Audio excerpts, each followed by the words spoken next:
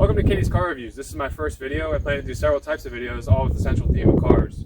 Number one, I want to talk about car history, such things like why are the BMW M stripes the colors that they are. Number two, car news, anything new and exciting that's coming out. And number three, the channel is called Katie's Car Reviews, so we're probably going to review some cars. Today we're talking about the 2016 Hyundai Elantra GT.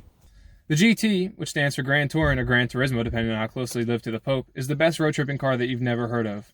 Why have you never heard of it? Well, maybe you've heard of its non-North American cousin, the Hyundai i30. Maybe you've heard of its predecessor, the Hyundai Elantra Touring, produced from 2009 to 2012.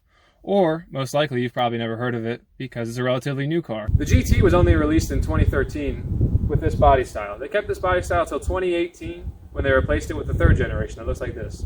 The third generation now offers a sport model with a 201 horsepower, 1.6 liter turbo engine. It sounds weird calling the new one the third generation, but Hyundai considers the Hyundai Elantra Touring, which was produced from 2009 to 2012, to be the first generation. Personally, I would call this the first generation since it's actually a GT, but what do I know? The paint color on this specific model is shimmering silver with the 17-inch upgraded wheels which come with the style package. With a starting MSRP of $19,800, this car is certainly affordable. You can pick one up today for about $12,000 to $16,000, depending on mileage and condition. Options are super simple as well. There's one trim, two available packages. This car has both of them, the style and the tech package. The style package costing around $2,000 and the tech package costing about $4,000, bringing the total MSRP of this car to just shy of $26,000. This car comes with a 2-liter inline 4-cylinder engine, producing about 173 horsepower, which will not throw you back in your seat anytime soon. This could be compared with the 160 horsepower Ford Focus hatchback engine. Fuel economy is also not very impressive. 24 miles per gallon city, 33 miles per gallon highway, and about 27 miles per gallon combined. However, to compensate for this, they threw in a 13.2 gallon tank, so you can expect to fill up about every 350 miles without worrying too much about the dreaded fuel light.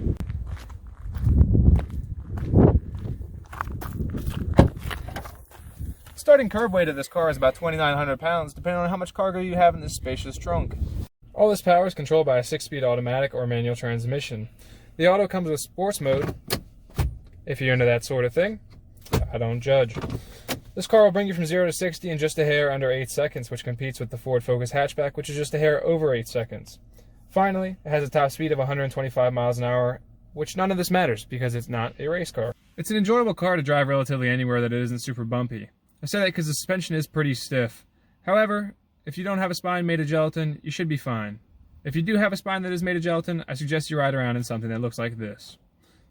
Climate control is fantastic for all seasons, with heated and ventilated seats, as well as dual zone climate. It also comes with an auto-dimming mirror, which is great if you live in an area with a bunch of pickup trucks, and built-in garage door opener. This car is loaded with technology such as keyless entry, driver selectable steering modes, which come in Sport, which is most responsive, Comfort, which is least responsive, and Normal, which is normal responsiveness. Aluminum pedals, which will make you think it's a race car, but the engine will surely remind you that it's not. A 7-inch touchscreen navigation system, complete with Android Auto and Apple CarPlay. Complete with a backup camera, which constantly reminds you that it's a boy. The GT also offers a panoramic moonroof.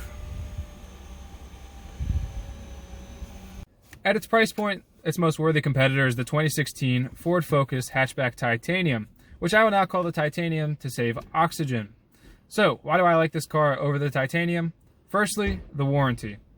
The GT comes with a 5-year, 60,000-mile bumper-to-bumper warranty, as well as a 10-year, 100,000-mile powertrain. This compares to Ford's 3-year, 36,000-mile bumper-to-bumper and 5-year, 60,000-mile powertrain. Also, the GT comes with a lot of options that the Ford does not offer, such as a panoramic moonroof and cooled seats. I cannot put enough emphasis on these cooled seats.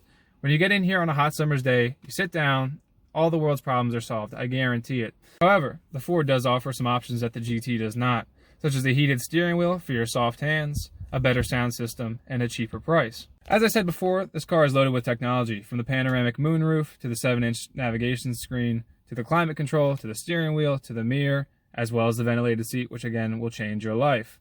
This car also has a great warranty, a 5-year, 60,000-mile bumper-to-bumper, and a 10-year, 100,000-mile powertrain.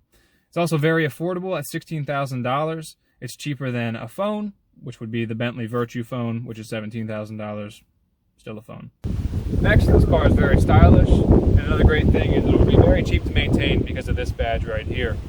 The only two problems I can find with this car is a dated looking navigation system, which isn't that bad if you replace it with Android Auto or Apple CarPlay, which should be included, as well as the stiff suspension, which I talked about earlier, which should be fine again as long as your spine is not made of gelatin. This car is perfect for those whose purpose is not going fast, but instead enjoying a lot of technology. With all the options that this car has to offer at a price point of no more than $16,000, it's really no brainer. However, if you're looking for something with a little bit more performance, a true hot hatch, look somewhere else like a Ford Focus RS, a Ford Focus ST, or a Honda Civic Type R. This is an excellent road tripper, as I personally road tripped it over 2,000 miles and put 10,000 miles on it myself. If you're looking for a great road trip car and you can't quite afford a Bentley Continental GT, look no further than the 2016 Hyundai Elantra GT. If you have any questions or comments, please put them below. Thank you.